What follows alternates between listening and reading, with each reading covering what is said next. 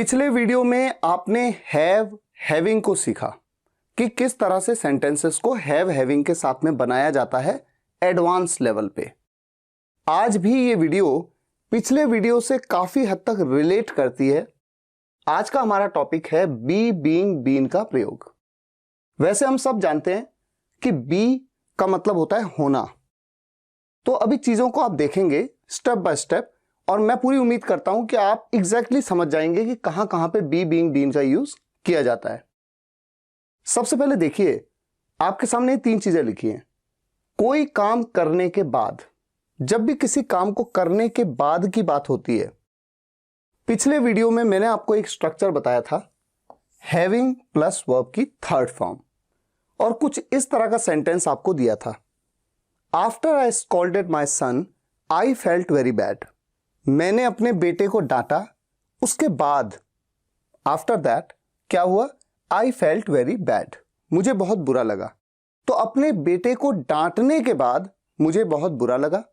डांटना एक काम है, तो कोई काम करने के बाद हैविंग प्लस वर्ब की थर्ड फॉर्म का यूज कर सकते हैं। Having scolded my son I felt very bad.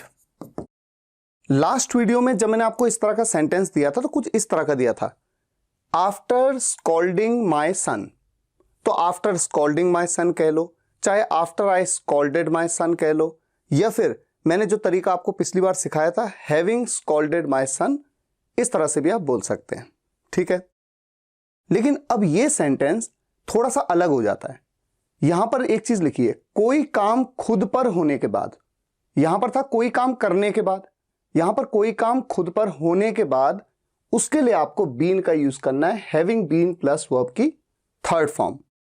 तो आज बी बीइंग बीन में आपको इस स्ट्रक्चर को समझने की जरूरत है, जिसका एग्जांपल ये है, after the boss scolded me I felt very bad. इस सेंटेंस को अगर आप देखें तो यहां पर मैं कह रहा हूं बॉस ने मुझे डांटा, उसके बाद क्या हुआ? मुझे बहुत बुरा लगा। यहां पर मैंने डांट खाई और यहां पर मैंने अपने बेटे को डांटा। इन दो बातों में फर्क है। जब आप डांटते हैं तो डांटने के बाद उसके लिए हैविंग स्कॉल्डेड और जिसे डांटा वो बताया, लेकिन डांट खाते हैं जब आप पर ही वो एक्शन हो जाता है, तो कोई काम खुद पर होने के बाद के केस में हैविंग बीन प्लस वर्ब की थर्ड फॉर्म। तो हैविंग बीन स्कॉल्डेड, डांट खाने के बाद। अब चूंकि यहां पर बताया है कि डांटा किसने, तो ठीक है, बाय के साथ कह देता हूं by the boss. Having been scolded by the boss I felt very bad. तो आपने दोनों सेंटेंसेस के डिफरेंस को समझा। अच्छा, एक पॉइंट है, अगर ये ना बताया गया हो कि डांटा किसने, तो ये पोर्शन ही नहीं होता, सिर्फ इतना होता having been scolded I felt very bad. तो इसका क्या मतलब बनता? हैविंग बीन आ गया तो ये हैविंग बीन का मतलब कि ये डांटने वाला काम मुझ पर ही हो गया, खुद पर। हैविंग बीन स्कॉल्डेड मतलब डांट खाने के बाद।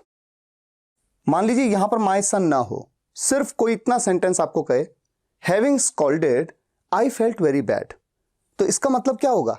डांटने के बाद, किसी काम को करने के बाद, काम है डांटने का, डांटने के बाद मुझे बहुत बुरा लगा। और हैविंग बीन स्कॉल्डेड मतलब डांट खाने के बाद मुझे बहुत बुरा लगा। और एग्जांपल्स लेते हैं, थोड़ा पहले क्लैरिटी लाते हैं इस कॉन्सेप्ट पे। आफ्टर आई सेंट हिम, उसे भेजा मैंने, उसके बाद मैंने आपको कॉल किया, आई कॉल्ड यू। तो मैंने उसे भेजा, उसके बाद तो मैंने कोई काम किया ना, तो कोई काम करने के बाद हैविंग प्लस वर्ब की third form having sent him, उसे भेजने के बाद आई कॉल्ड यू। लेकिन इस सेंटेंस में आफ्टर ही सेंट मी, उसने मुझे भेजा, उसके बाद मैंने आपको कॉल किया। तो कॉल तो मैंने ही किया, मेन सब्जेक्ट मैं ही हूं, लेकिन भेजा उसने, और वही भेजा किसे? मुझे। तो ये भेजने का जो एक्शन हुआ ये मेरे ऊपर ही हो गया। तो कोई काम खुद पर होने के बाद हैविंग बीन प्लस वर्ब की third form having been sent, और ये बताया गया है कि भेजा किसने, having been sent by him I called you. तो देखिए कितना इंटरेस्टिंग डिफरेंस है। एक में हम कहते हैं हैविंग सेंट हिम और एक में कहते हैं हैविंग बीन सेंट। अब देखिए इन सभी सेंटेंसेस में आप देख रहे हैं हैविंग बीन बीटन, क्या मतलब हुआ इसका हैविंग बीन बीटन? पीटे जाने के बाद, यानी पिटने के बाद। और किसने पीटा? बाय के साथ बता दिया, जिसने पीटा मेरे पापा। अपने पापा से पिटने के बाद, having been beaten by my father, I went outside and started crying, मैं बाहर चला गया और रोने लगा। वो तो क्लियर है। Having been given a pen, अब ये हैविंग बीन आ गया, इसका मतलब ये देने का काम किसने किया? किसी और ने। और दिया किसे? उसी को जो यहां पर मेन सब्जेक्ट है। Having been given a pen, एक पेन दिए जाने के बाद ही बिकेम वेरी हैप्पी, वो बहुत खुश हो गया। यानी किसी ने उसको पेन दिया, किसने दिया नहीं बताया गया। अगर राहुल ने दिया होता तब हम कैसे कहते?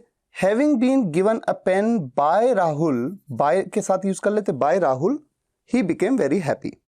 पर यहां पर नहीं बताया गया कि किसने दिया। Having been asked all the questions, सभी क्वेश्चंस पूछे जाने के बाद, पूछे गए। He left the examination hall, वो एग्जामिनेशन हॉल से निकल गया। तो आप देख रहे हैं पिटने के बाद यानी पीटे जाने के बाद, दिए जाने के बाद, पूछे जाने के बाद, यही सेंस होता है, क्योंकि वो खुद पर ही वो काम हो जाता है। रिपेयर किए जाने के बाद, my mobile started working perfectly again, मेरे मोबाइल ने दोबारा से परफेक्टली, अच्छे से वर्क करना शुरू कर दिया।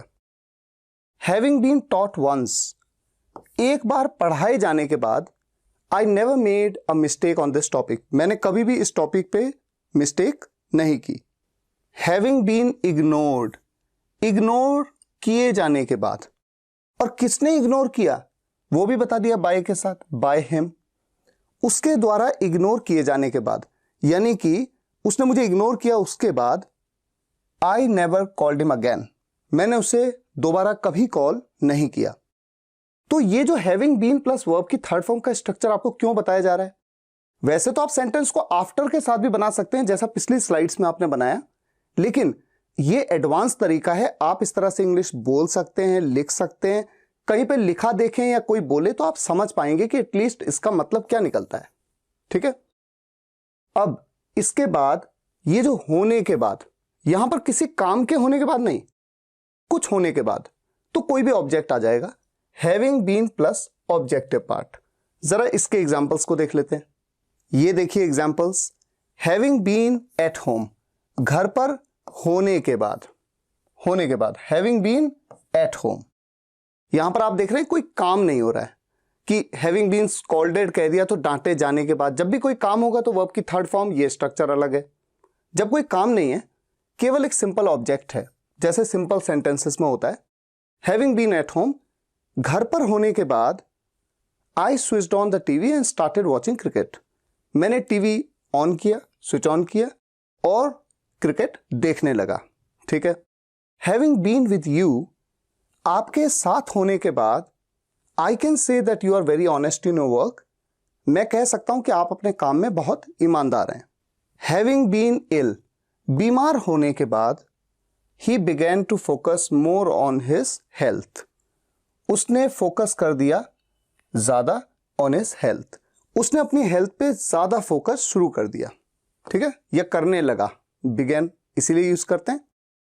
हैविंग बीन जॉबलेस, जॉब खोने के बाद, जॉबलेस वो होता है जिसके पास नौकरी नहीं है, तो नौकरी ना होने के बाद, he started doing his own business, उसने अपना खुद का बिजनेस करना शुरू कर दिया।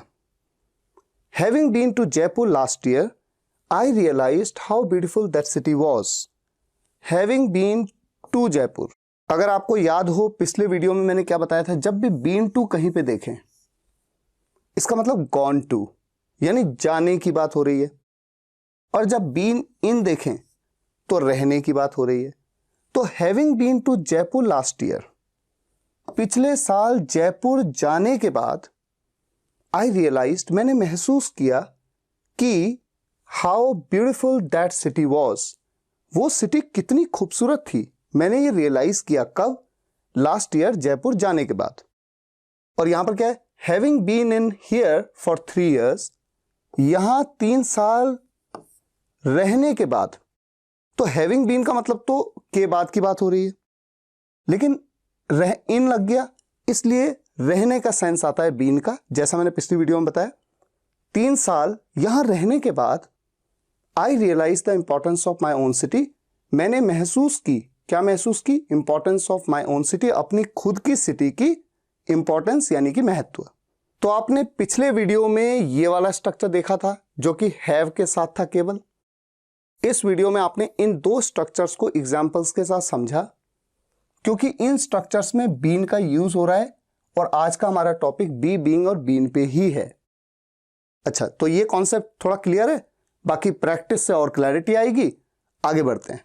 आप सेंटेंसेस में बीइंग का यूज होने के नाते या होने की वजह से इस सेंस के लिए अक्सर देखते हैं। जैसे कि सेंटेंस है, since I am a teacher it's my responsibility that I don't misguide you. क्योंकि मैं एक टीचर हूं, क्योंकि या चूंकि के लिए सिंस का यूज करते हैं। चूंकि मैं एक टीचर हूं, यह मेरी जिम्मेदारी है कि मैं आपको मिसगाइड ना करूं।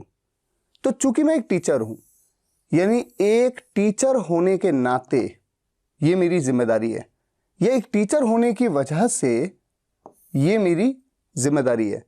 तो ये जो इतना पोर्शन है, इसको मैं ऐसे कह सकता हूं बीइंग के साथ, बीइंग अ टीचर। ये तो मुझे लगता है लगभग आप में से हर कोई जानता है, इस तरह से सेंटेंस आपने देखे भी होंगे। Being a teacher is my responsibility that I don't misguide you as I am his best friend. अब आप जानते हैं चूंकि क्योंकि के लिए एज का यूज भी किया जाता है, फॉर का यूज भी किया जाता है। जब फॉर का यूज किया जाता है तो उसके पास कॉमा लगता है। ये बात मैंने आपको कंजंक्शंस के वीडियो में बताई हुई है, तीनों ही कंजंक्शंस हैं यहां पर, है ना। As I am his best friend, क्योंकि मैं उसका बेस्ट फ्रेंड हूं, I must help him in such an adverse situation. मुझे उसे जरूर हेल्प करना चाहिए। मस्ट मतलब चाहिए के सेंस में यूज करते हैं, मोडल वर्ब में बताया है। इन सच एन एडवर्स सिचुएशन, इस तरह की विपरीत परिस्थिति में, विपरीत हालात में। तो चूंकि मैं उसका सबसे अच्छा दोस्त हूं, इस पोर्शन को मैं कह सकता हूं being his best friend I must help him in such an adverse situation. इसी तरह से यहां पर फॉर शी वाज स्लिम, क्योंकि वो स्लिम थी, she could enter the house through the small window, वो अंदर घुस सकी, she could enter the house, वो घर के अंदर घुस सकी थ्रू द स्मॉल विंडो, इस छोटी सी खिड़की के थ्रू, खिड़की से, क्योंकि वो स्लिम थी। Being slim she could enter the house through the small window. और ऐसा नहीं है कि हर बार सेंटेंस जब क्योंकि या चूंकि से शुरू होता है तभी आप उस क्लॉज को बीइंग के साथ यूज कर सकते हैं। थोड़ा सेंस को समझते हुए भी करना होता है। आई एम योर ब्रदर, मैं आपका भाई हूं। I can not leave you alone here, मैं आपको यहां अकेला नहीं छोड़ सकता। ये ना सेंटेंस, तो मैं आपका भाई हूं, यानी आपका भाई होने के नाते मैं आपको यहां अकेला नहीं छोड़ सकता, या आपका भाई होने की वजह से मैं आपको यहां अकेला नहीं छोड़ सकता। ये सेंस तो आ रहा है ना।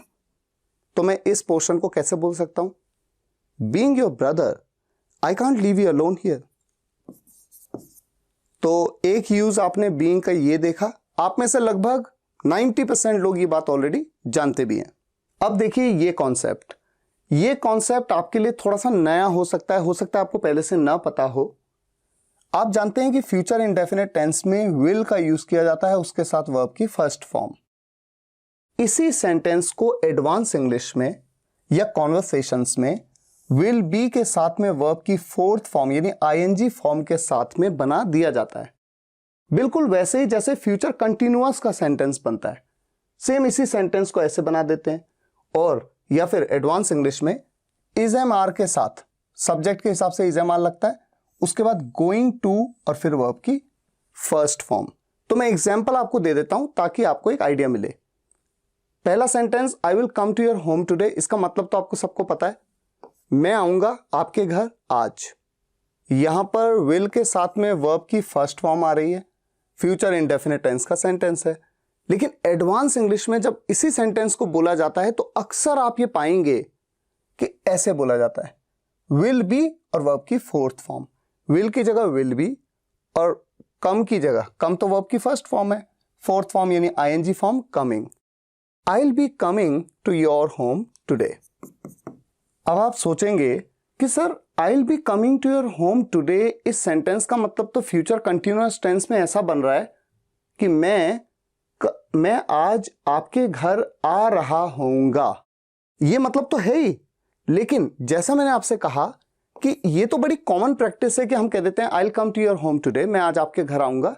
लेकिन थोड़ा एडवांस इंग्लिश में अक्सर आप इंग्लिश नेटिव के मुंह से या जो इंग्लिश बहुत बोलते हैं उनके मुंह से अक्सर सेंटेंस को ऐसे बनाने के बजाय ऐसा बनाया हुआ पाएंगे, I will be coming to your home today.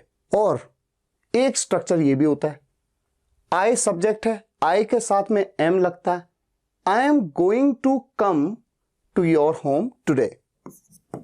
तो अब आप ये समझ लीजिए कि अगर आपको किसी को कहना है कि आज मैं आपके घर आऊंगा, ये बहुत कॉमन प्रैक्टिस है, ये एडवांस प्रैक्टिसेस हैं ये दोनों। और सबसे ज्यादा एडवांस ये I am going to come to your home today. और इनफैक्ट गोइंग टू की जगह पे इसका जो एक कॉन्ट्रैक्शन होता है gonna, I am gonna come to your home today, और ये आपने सबसे ज्यादा सुना भी होगा। तो अब आपको ये पता होना चाहिए कि इसके बजाय ऐसा और ऐसा सेंटेंस बोला जाता है, और सबसे एडवांस है I am gonna come to your home today, लेकिन मतलब वही है कि आज मैं आपके घर आऊंगा। सेम वे में इन तीनों सेंटेंसेस को देख लेते हैं। He will go for a movie with his friends, वो अपने दोस्तों के साथ मूवी जाएगा। विल गो की जगह मैं कह सकता हूं will be going, he will be going for a movie with his friends. एक बात तो ये हो गई। और दूसरी बात, ही के साथ क्या लगता है, अगर मैं इस स्ट्रक्चर में जाऊं इज लगता है, he is going to go for a movie with his friends, for a movie, ठीक है, मूवी देखने जाऊंगा फॉर अ मूवी। अब गोइंग टू की जगह जैसा मैंने आपसे कहा गोना का यूज ज्यादा कॉमन है, he is gonna go for a movie with his friends. अब आप में से कोई अगर ये सोच रहा हो कि यहां पर भी गो यहां पर भी गो, क्या ऐसा बोला जाता है? बिल्कुल बोला जाता है, इसे नहीं सोचना है। आप बस इतना समझ लीजिए कि विल की जगह पे या तो विल बी का यूज, उसके बाद लेकिन वर्ब की फोर्थ फॉर्म, और या फिर इज एम आर सब्जेक्ट के हिसाब से, और उसके बाद गोइंग टू, और उसके बाद वर्ब की जो भी फर्स्ट फॉर्म उसका यूज करते हैं। They will not play on that ground, वे उस ग्राउंड में नहीं खेलेंगे। अब ये नेगेटिव सेंटेंस है, दे will not be playing on that ground. एक तरीका तो ये हो गया, यहां पर मैंने विल नॉट बी का यूज कर लिया, विल बी का नेगेटिव विल नॉट बी, और उसके बाद वर्ब की फोर्थ फॉर्म प्लेइंग। और या फिर दे के साथ, अगर मैं उस फॉर्मेशन के हिसाब से बनाऊं, दे के साथ आर लगता है, they are not going to play on that ground. और जैसा मैंने आपको बताया, गोइंग टू की जगह पे गोना का यूज करना सबसे ज्यादा एडवांस है, they are not gonna play on that ground. ये इंटरोगेटिव सेंटेंस है, will you guys plan a trip to Mauritius, क्या आप लोग, सब्जेक्ट कौन है? यू गाइस, क्या आप लोग मॉरिशस का ट्रिप प्लान करेंगे? ये सेंटेंस है। अगर मैं विल बी के साथ बनाता हूं, will you guys be planning, क्योंकि इंटरोगेटिव सेंटेंसेस में आपने फ्यूचर कंटिन्यूअस टेंस में देखा है कि बी जो होता है वो सब्जेक्ट के बाद आता है। Will you guys be planning a trip to Mauritius. और अगर इसी सेंटेंस को मैं गोइंग टू के साथ बनाना चाहूं तो कैसे बनाऊंगा? सब्जेक्ट एक से ज्यादा है, आर का यूज करूंगा, are you guys going to plan a trip to Mauritius. और गोइंग टू की जगह gonna, are you guys gonna plan a trip to Mauritius. ये सबसे ज्यादा एडवांस है। तो ये छोटा सा एक कॉन्सेप्ट आपको क्लियर होना चाहिए। इस तरह के सेंटेंस तो बहुत ही इजीली बनते हैं। टू बी मतलब होता है सिंपल, होने वाला, जैसे कि he is my to be boss, वो है मेरे टू बी बॉस, होने वाले boss. She is Aman's to be wife, वह है अमन की होने वाली वाइफ, तो होने वाला to be. Her to be husband is a businessman, उसका होने वाला हस्बैंड एक बिजनेसमैन है। No astrologer in the world can predict about to be events, होने वाली घटनाएं, टू बी इवेंट्स। कोई भी एस्ट्रोलॉजर इस दुनिया में प्रिडिक्ट नहीं कर सकता, यानी पहले से नहीं बता सकता किसके बारे में? होने वाली घटनाओं के बारे में। I met my to be manager in the market yesterday, मैं मिला अपने होने वाले मैनेजर से मार्केट में कल। तो ये तो बहुत ही सिंपल है, होने वाला के लिए टू बी। और बीच में टू बी के बीच में एक हाइफन जरूर होगा, यह हमेशा आपको नोट करना है। अब ये बड़ा इंटरेस्टिंग है, इज, एम, आर, वॉस, वर की जगह पे टू बी का आ जाना बिल्कुल वैसे ही जैसे पिछले वीडियो में हैज, हैव, हैड की जगह पे टू हैव का आ जाना, और सेंटेंस बिल्कुल वैसे ही है जैसे पिछले वीडियो में बताए थे। इट इज सेड, ये कहा जाता है या लोग ऐसा कहते हैं, कुछ भी कह लो, लोग ऐसा कहते हैं या ये कहा जाता है, ये माना जाता है कि he is eight home before 11 o'clock। He is at home, इसका क्या मतलब है? हम सभी कह सकते हैं इसका मतलब है कि वो घर पर है, लेकिन मैंने आपको एक वीडियो में यह भी बताया था कि वो घर पर होता है, वो घर पर होता था। होता है के लिए इज का यूज करते हैं, इज, एम, आर का। तो यहां पर सेंटेंस का मतलब क्या है? यह कहा जाता है कि he is eight home before 11 o'clock, वो 11 बजे से पहले घर पर होता है। तो जैसा पिछले वीडियो में हैज, हैव, हैड को टू हैव में चेंज किया, सेम वे में सब्जेक्ट को यहां ले आए थे हम पिछले वीडियो में, ही, उसके बाद इज सेड, ये तो as it is, he said, उसके बाद ये पूरा का पूरा गया टू बी में कन्वर्ट हो गया। He said to be at home before 11 o'clock। अगर आपको इस बात को समझने में दिक्कत आई कि यहां पर मैंने टू बी क्यों कर दिया, सेड टू बी, ये स्ट्रक्चर ऐसे क्यों बना दिया, इसका मतलब आपने पिछला वीडियो नहीं देखा है। और मैं थोड़ा सा अगर पिछले वीडियो को थोड़ा सा आपको याद दिलाऊं तो मैंने कैसा सेंटेंस बताया था, it is said that he has a pen. यह कहा जाता है कि उसके पास एक पेन है। इसी बात को हम ऐसे कह सकते हैं, he is said to have a pen. यह बात पिछले वीडियो में हमने क्लियर की थी, तो बार बार रिपीट नहीं करता हूं, लेकिन पिछले वीडियो को देखा होगा तो आसानी होगी समझने में। अब ये सेंटेंस भी पिछले वीडियो में इसी तरह के भी सेंटेंस थे। इट वॉज सपोज्ड, सपोज मतलब मानना होता है, ये माना जाता था दैट कि he was very helpful by nature, वो अपने नेचर से बहुत हेल्पफुल था। ठीक है, ये माना जाता था। इसी बात को टू बी में चेंज कर देंगे हम, वॉज वाले फॉर्मेशन को, तो कैसे करेंगे, ही को यहां ले आएंगे, ही वॉज सपोज्ड, और उसके बाद ये पूरा पोर्शन गया to be very helpful by nature. इस तरह से सेंटेंस को बनाना क्यों जरूरी है? क्योंकि ये एडवांस इंग्लिश है। इतना लंबा कहने के बजाय ये कहना ज्यादा बेहतर लगता है, और यही एडवांस तरीके से एडवांस लेवल पे बोला जाता है। इट इज सेड, ये कहा जाता है कि they are always ready to help people, वे हमेशा रेडी होते हैं लोगों की मदद करने में, यानी वो हमेशा ही लोगों की मदद करने के लिए रेडी रहते हैं, यही सेंस है। दे, अब दे के साथ क्या लगेगा, इस तो लगेगा नहीं, इसके हिसाब से ही चेंज होता है ये। यहां पर तो वॉज था, क्योंकि ही के साथ भी वॉज ही लगता है, इट के साथ भी वॉज, इट के साथ इज ही लगता है, ही के साथ भी इज, लेकिन मेरा मेन सब्जेक्ट तो दे हो गया, तो दे के साथ आर लगता है। They are said to be, ये पूरा गया, to be always ready to help people. It is expected, ये उम्मीद की जाती है दैट कि all the clothes are kept properly, सभी कपड़े रखे हुए हैं अच्छे से, प्रॉपरली इन द कबर्ड, यानी अलमीरा में। तो इसी सेंटेंस को जब इस फॉर्मेशन में हम टू बी के साथ बनाएंगे तो क्या होगा, ये मेरा subject, all the clothes are, क्योंकि एक से ज्यादा है तो आर लगेगा, all the clothes are expected to be kept properly in the cupboard. तो देख लिया आपने ये सभी सेंटेंसेस। अब ये सेंटेंसेस देखिए, पिछले वीडियो में एग्जैक्टली ये सेंटेंस मैंने आपको दिया था, I am happy that I have a good job, और फिर मैंने इसको कैसे चेंज कर दिया था एडवांस इंग्लिश में, दैट आई हैव की जगह पे to have. I am happy to have a good job, मतलब एक ही है, मैं खुश हूं कि मेरे पास एक अच्छी जॉब है। सेम वे में I am happy to have a good job, मतलब मेरे पास एक अच्छी जॉब है, इस बात को लेकर मैं खुश हूं। सेम वे में अब इस सेंटेंस को देखिए, आई एम वेरी हैप्पी, मैं बहुत खुश हूं कि आई एम, अब यहां पर तो हैज, हैव, हैड की बात होती है तब टू हैव लगता है, यहां पर इज, एम, आर की बात होगी। आई एम वेरी हैप्पी, मैं बहुत खुश हूं कि I am your best friend, मैं आपका सबसे अच्छा दोस्त हूं।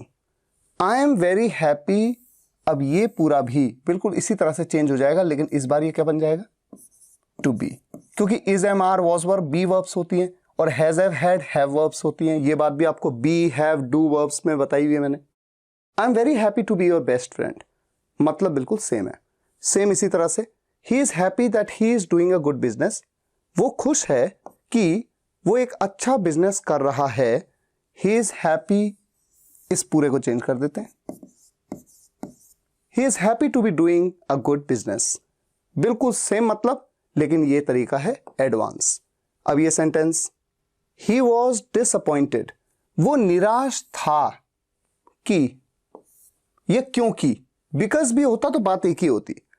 ही वॉज डिसअपॉइंटेड, वो निराश था कि ही वॉज अनएम्प्लॉयड, वो बेरोजगार था, इस बात को लेकर वो निराश था।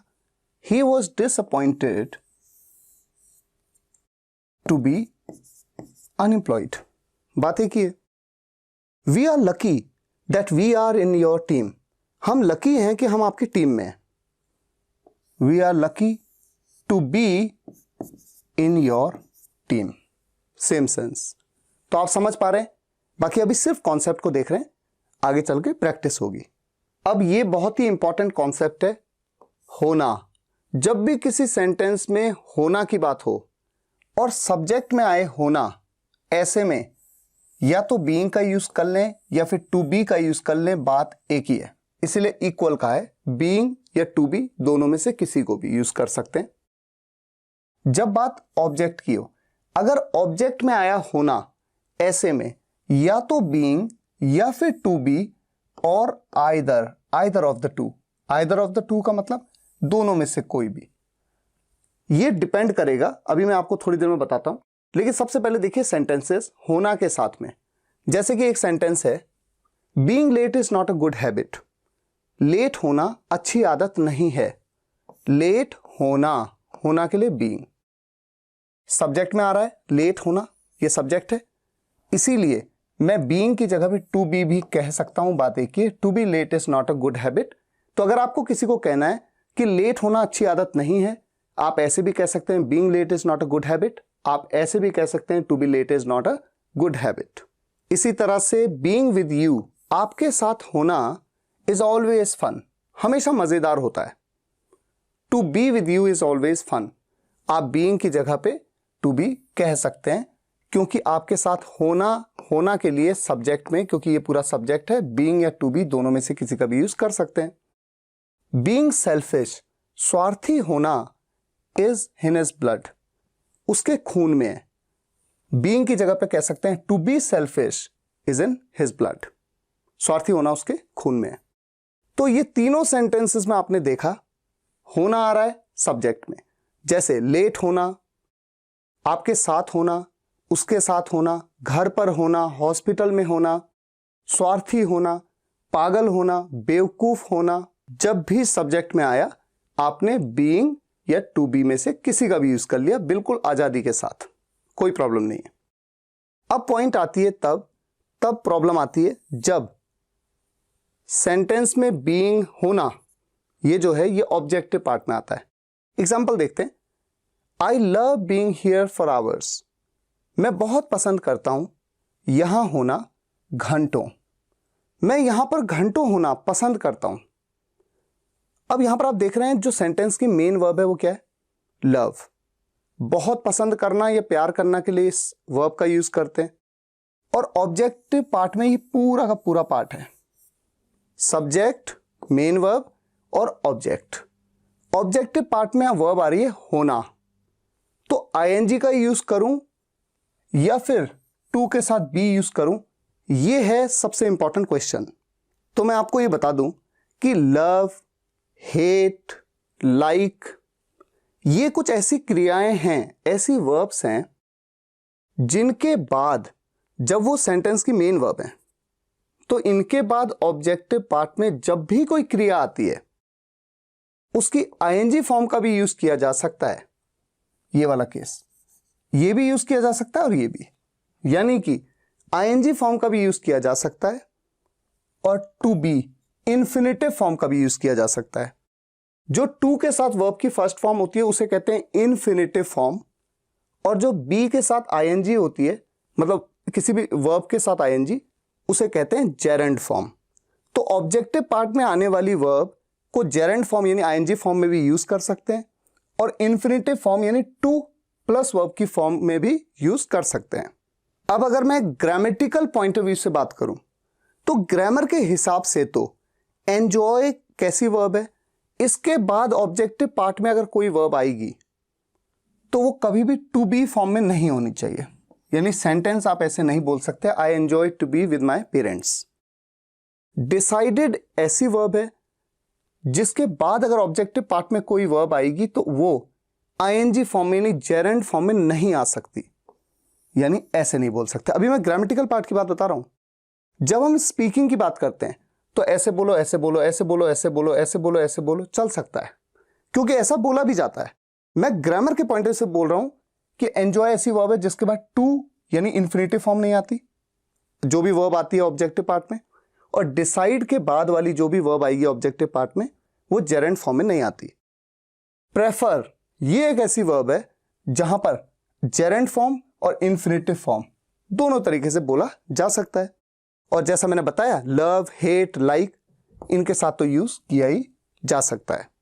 अच्छा, एक चीज और है, देखिए जैसे बी है, ये भी एक वर्ब है, क्रिया, जिसका मतलब होता है होना। ठीक है, ये ऑक्सिलरी वर्ब भी है, जैसे हैव होती है, मैंने पिछले वीडियो में बताया था ऑक्सिलरी वर्ब भी है लेकिन मेन वर्ब भी है। उसी तरह से ये भी अपने आप में एक मेन वर्ब भी है जिसका मतलब होना होता है। अब मान लीजिए अगर ये सेंटेंस ऐसा होता, मुझे पढ़ना बहुत पसंद है, पढ़ना, आई लव, मैं बहुत पसंद करता हूं पढ़ना। अब पढ़ना भी एक क्रिया है लेकिन ऑब्जेक्टिव पार्ट में आ रही है, क्यों? क्योंकि ये तो सब्जेक्ट है, मेन वर्ब है, और ऑब्जेक्टिव पार्ट में आ रहा है पढ़ना। तो रीडिंग भी कह सकता हूं, टू रीड भी कह सकता हूं, आई लव रीडिंग, या फिर आई लव टू रीड। मुझे तैरना बहुत पसंद है, तैरने को स्विम कहते हैं, आई लव स्विमिंग, या फिर आई लव टू स्विम। लेकिन अगर ग्रामेटिकली देखें और मैं कहना चाहता हूं मैं एंजॉय करता हूं तैरना, आई एंजॉय स्विमिंग, ऐसा तो मैं कह सकता हूं ग्रामेटिकली, लेकिन ऐसा नहीं कह पाऊंगा आई एंजॉय टू स्विम। अब आप समझ पा रहे हैं? तो ग्रामेटिकली पॉइंट ऑफ व्यू से चीजें थोड़ी सी अलग होती हैं और स्पीकिंग पॉइंट ऑफ व्यू से अलग। अगर आप बोलने के पर्पज से बोलते वक्त अगर आप कहें आई एंजॉय स्विमिंग, या फिर आप कहते हैं आई एंजॉय टू स्विम, दोनों ही बातें एक्सेप्टेबल है क्योंकि इस तरह से बोलते हैं। ठीक है, अब देखिए इंपेरेटिव सेंटेंसेस में आज्ञा सूचक वाक्य जो मैं आपको ऑलरेडी पढ़ा भी चुका हूं, होना, बनना, रहना के लिए कैसे यूज करते हैं आप। बी ऑनेस्ट, ईमानदार बनो, बी काइंड, दयालु बनो, बी कॉशियस, सावधान रहो। तो रहना, अब ये रहना वो रहना नहीं है कि रहना मतलब कि लिव वाला नहीं, रहो, जैसे अच्छे बने रहो, तो वहां रहने की बात नहीं होती कि किसी घर में रहो, तो वो सेंस है। सावधान बनो या सावधान रहो या सावधान हो। बी स्टिल, स्टिल मतलब होता है स्थिर, जैसे किसी की फोटो खींचते हैं तो कहते हैं बी स्टिल, स्टिल रहो, स्थिर रहो। बी एट होम, घर पर ही रहो। बी माई फ्रेंड, मेरे दोस्त बनो, यहां पर सेंस मेरे दोस्त बनो वाला आ रहा है, बी माई फ्रेंड, मेरे दोस्त बनो। लेट इट बी, होने दो, जब हम किसी को कहते हैं छोड़ो, जाने दो। अगर मान लीजिए ऐसा होता लेट हिम गो, तो लेट हिम गो का क्या मतलब होता है? उसे जाने दो। उसी तरह से लेट इट गो होता तो क्या होता? इसे जाने दो। और लेट इट बी मतलब इसे होने दो, मतलब जो हो रहा है होने दो। कहीं पे कोई झगड़ा चल रहा है, आप कहते हैं मैं जाता हूं, और तब दूसरा आपका दोस्त कहता है छोड़ो या फिर रहने दो। ठीक है, तो सेंस आपको पता होना चाहिए। लेट हिम बी हियर, उसे यहां होने दो। अब होने का सेंस कैसा आ रहा है? उसे यहां रहने दो, लेट हिम बी हियर। हम चले जाते हैं market, let him be here, उसे यहां रहने दो। Late us be in the class, हमें क्लास में रहने दो। हमें के लिए लेट अस, जैसे उसे के लिए हिम, हमें के लिए us. Let us be in the class, हमें क्लास में ही रहने दो। तो ये सेंटेंसेस कोई टफ नहीं है, इंपेरेटिव सेंटेंसेस आपको ऑलरेडी आते हैं।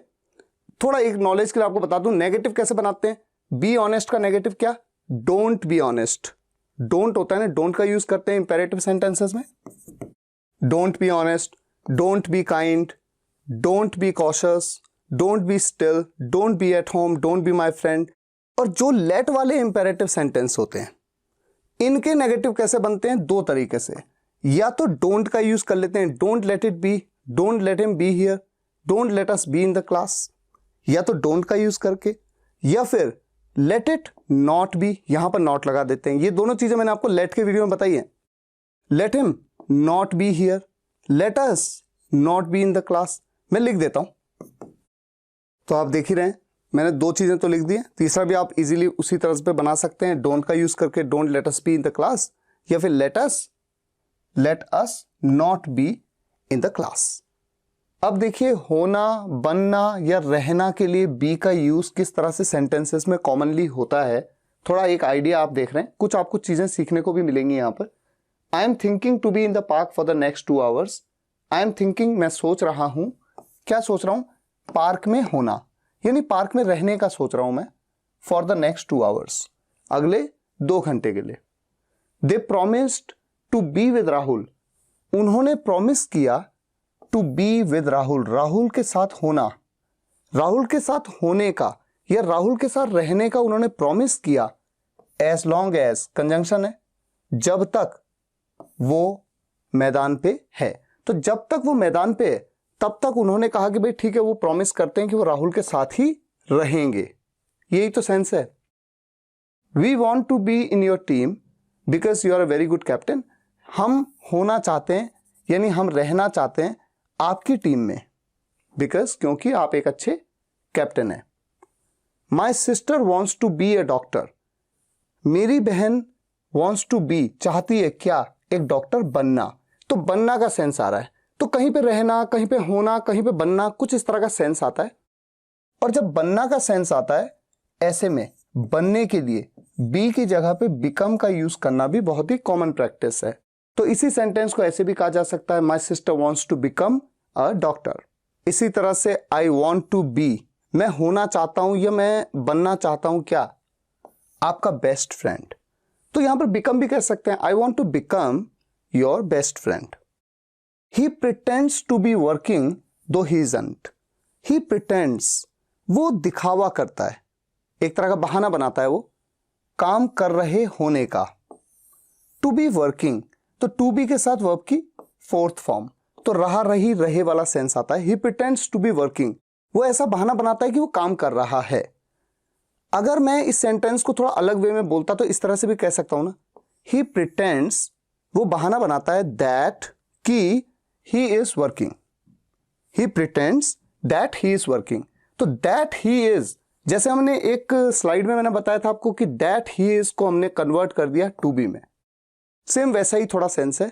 ही प्रिटेंड्स टू बी वर्किंग, वो बहाना बनाता है क्या करने का? काम कर रहे होने का, जबकि हालांकि ही इजंट, वो काम नहीं कर रहा होता है। तो यहां पर मैं पूरा भी सेंटेंस को ऐसे बोल सकता हूं, दो ही इजंट वर्किंग, हालांकि वो काम नहीं कर रहा होता है। लेकिन बार बार वर्किंग कहने की जरूरत नहीं है, क्योंकि अंडरस्टूड है कि वो काम कर रहे होने की बात हो रही है, तो सिंपली कहते हैं दो ही इजंट। अब जैसे ये सेंटेंस है, I like to be known as a teacher. मुझे ये पसंद है कि लोग मुझे एक टीचर के तौर पे पहचानते हैं। एज अ टीचर मतलब एक टीचर के रूप में जानते हैं। जानने के लिए नो का यूज करते हैं। अगर ये सेंटेंस एक स्टैंडर्ड तरीके से बनाया जाए तो कैसे बनता? कुछ इस तरह से, आई लाइक, मुझे पसंद है ये चीज, आई लाइक दैट कि I am known as a teacher. मैं लिख के बताता हूं आपको, मैं पसंद करता हूं, आई लाइक कि आई एम नोन, मैं जाना जाता हूं। ये पैसिव वॉइस में है ना फॉर्मेशन, प्रेजेंट इंडेफिनिट के पैसिव में इज एम आर का यूज सब्जेक्ट के साथ में, उसके बाद वर्ब की 3rd फॉर्म का यूज, आई एम नोन। अगर मैं कहता कि लोगों के द्वारा जाना जाता हूं, आई एम नोन बाय पीपल, ठीक है, लेकिन वो कहने की जरूरत नहीं है। मैंने कहा मुझे पसंद है कि मैं जाना जाता हूं एक टीचर के रूप में। इसी बात को थोड़ा सा एडवांस लेवल पे टू बी के साथ मैंने कैसे कह दिया, देखिए जैसा आपने पिछली स्लाइड में देखा था, ये पोर्शन मैंने पूरा I like to be known as a teacher. तो एक्चुअल में ये सेंटेंस बना कुछ उस तरह से है, लेकिन एडवांस फॉर्म है, बिल्कुल उसी तरह से जैसे मैंने यहां पर भी आपसे कहा था, he pretends that he is working. उस बात को मैंने कह दिया, he pretends to be working. और इस तरह के भी सेंटेंस आपने देखे होंगे, he is being crazy to meet him. ये तो बहुत ही सिंपल है, जैसे प्रेजेंट कंटिन्यूअस टेंस का सेंटेंस होता है, ही इज बीइंग क्रेजी, वो क्रेजी हो रहा है आपसे मिलने के लिए। You are being stronger day by day. और इस तरह के सेंटेंसेस में बीइंग की जगह पे गेटिंग का यूज करना भी बहुत ही कॉमन है। Getting, he is getting crazy to meet him, you are getting stronger day by day. अगर कोई आपसे पूछे सेंटेंस किस टेंस में, तो आप कहेंगे प्रेजेंट कंटिन्यूअस टेंस में, दोनों ही सेंटेंसेस। यहां पर ये आपकी हेल्पिंग वर्ब्स हैं और बी यहां पर मेन वर्ब है जिसकी आईएनजी फॉर्म का यूज किया गया है प्रेजेंट कंटिन्यूअस टेंस में। और अगर मैं बी की जगह पे गेट का यूज कर लूं तो गेटिंग हो जाएगा दोनों जगह पे। तो जिस तरह से पिछले वीडियो में आपने हैविंग के यूज को प्राइमरीली समझा, वैसे ही इस वीडियो में बीइंग का यूज सीखा आपने। बी और बीन का यूज भी कुछ ओकेजन्स में आपने सीखा, आपने एक आइडिया लिया है। आगे चल के जब इंग्लिश बोलते वक्त इस तरह के सेंटेंसेस की जरूरत पड़ेगी तो आपको इसकी इंपॉर्टेंस का एहसास होगा। फिलहाल आज के लिए यहीं तक। अगर आपको वीडियो पसंद आया हो, वीडियो को लाइक और शेयर जरूर करिएगा। कमेंट्स में बताइएगा कैसा लगा। मिलते हैं नेक्स्ट वीडियो लेक्चर में, तब तक के लिए टेक केयर, गुड बाय।